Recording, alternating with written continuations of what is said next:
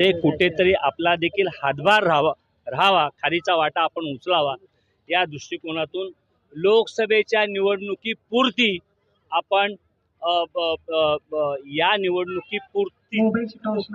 निवडणुकीपुरता आपण या निवडणुकीमध्ये माननीय पंतप्रधान नरेंद्रजी मोदी साहेब यांना साथ देण्याचा आपण तिथे निर्णय घेतलेला आहे। आणि अशा पद्धतीने निर्णय करत असताना शेवटी राजकारणामध्ये भावनिक होऊन चालत नाही।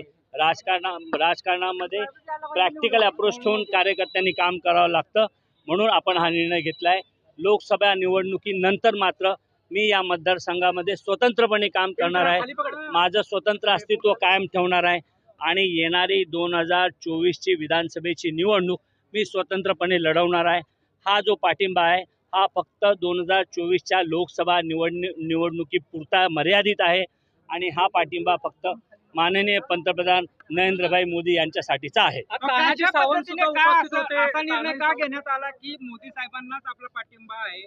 नाही, आता देशामध्ये ज्या पद्धतीचं वातावरण आहे, देशाला आंतरराष्ट्रीय स्तरावर यशाच्या कीर्तीवर नेण्याचं काम माननीय पंतप्रधान नरेंद्रभाई मोदी गेली 10 वर्ष सातत्याने करतात। त्यांच्या नेतृत्वापुढे पर्याय असा दुसरं कुठलंही नेतृत्व आज देशामध्ये दिसत नाही। त्यामुळे अशा उत्तुंग नेतृत्वासोबत जर मोहोळचा सामान्य नागरिक, सामान्य मतदार उभा राहिला तर निश्चितपणाने देशाची मान आंतरराष्ट्रीय स्तरावर उंचावण्यासाठी आमचा देखील खारीचा वाटा राहील।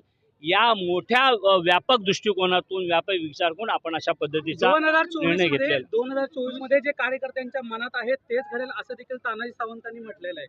100% 2024 मध्ये या विधानसभेच्या निवडणुकीमध्ये कार्यकर्त्यांना जे वाटतंय, त्यांच्या मनात जे आहे तेच निश्चितपणाने घडेल। आपण लोकसभेसाठी इच्छुक होतात, एमआयएम कडून आपल्याला ऑफरही देण्यात आली होती, मात्र ऐन टायमाला असं काय झालं की तुम्ही कुठल्याही प्रकारचा निर्णय घेता पाठिंबा जाहीर केलाय? एमआयएमच्या लोकांनी, एमआयएमचे माजी नगरसेवक, एमआयएमचे पदाधिकारी या सर्वांनी येऊन माझी भेट घेतली आणि त्यांनी असा त्यावेळेला प्रस्ताव दिला की तुमच्यासारखा सोलापूर जिल्ह्यातला पॉप्युलर चेहरा जर आमच्यासोबत राहिला, आमच्या पक्षातून निवडणूक लढवली तर ते फायदेशीर राहील, असा त्यांचा प्रस्ताव होता। त्यावेळी देखील मी त्यांना म्हटलं मला विचार करावा लागेल। मी राखीव विधानसभा मतदारसंघाचा आमदार जरी असलो तरी कधी जातीपातीचं राजकारण केलं नाही, कुठल्याही धर्माचं राजकारण केलं नाही। त्यामुळे अशा पद्धतीची रिजनल लिमिटेड अशी भूमिका घेणं माझ्या तत्वात बसत नव्हतं। त्यामुळे आपण त्या प्रस्तावाला नकार दर्शवला होता। थँक्यू।